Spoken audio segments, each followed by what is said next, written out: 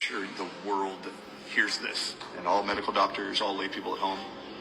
These snake venom components they are patenting right now and already own patents on to make substitutes for antiviral vaccines. These snake venom components they're using to make antiviral vaccines. They publish snake venom components are homologous to HIV-1's glycoprotein, the spike protein on the outside of HIV. Do you know what the word homologous in science and research means? I had to look it up. What does homologous mean?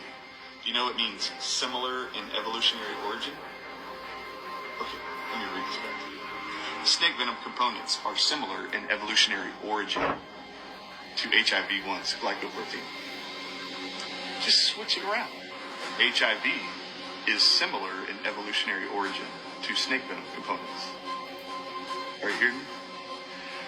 They are finding all around the world immune deficiency markers that look identical to HIV. They know snake venom components are homologous to HIV. If you want to know the truth, I believe the spike protein on HIV is also venom-based and has been introduced into this world through vaccines. A snake venom component. They're calling it a virus. What is the Latin historical definition of the word virus? Everybody in the world. What is the Latin historical definition of virus? And what's the one language and the one industry that still uses Latin as their primary language? The pharmaceutical industry and the medical industry. Why do they continue to use Latin? What is the Latin historical definition of the word virus? Really? So HIV, its glycoprotein, is homologous, similar in evolutionary origin to snake venom components? Do you all want to know why it is you're seeing immune deficiency markers in all your patients after you get the COVID-19 injections? They're injecting you with snake venom components. It's in their damn studies. The recipes for researchers and scientists that create vaccines and drugs. The recipes are found in research studies. Why don't y'all go look at the research studies? They're using RNase and snake venom in their research to do mRNA gene therapy.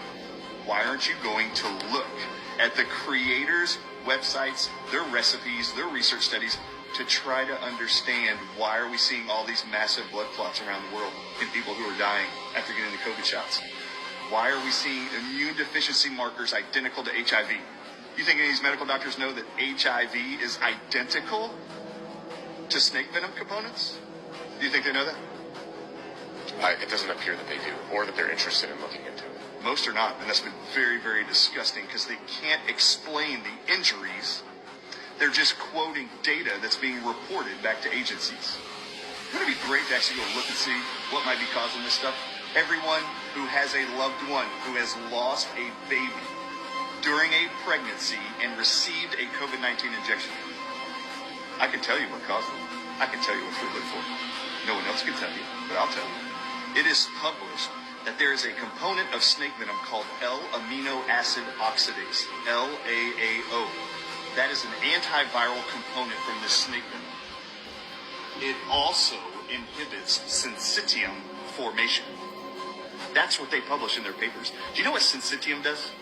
When a woman gets pregnant, a sperm goes into an egg and actually fertilizes the egg. The egg's got to float up to the uterus and implant into the uterine wall to start developing a placenta. They call it implantation. Syncytium on day 4 is what actually starts the implantation of the egg to the uterus wall. Syncytium does this. It's like the Velcro or the glue to the uterus. Syncytium then tells the female's body to start making a cell called syncytiotrophoblasts.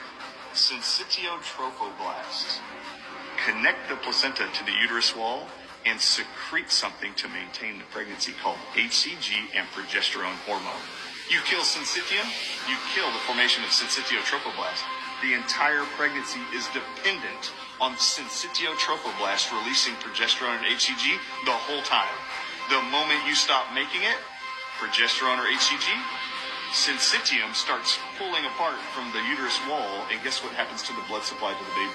It's cut off. It's cut off. Guess what happens to the baby? Dead. It's dead. And now your body's going to release it as a miscarriage.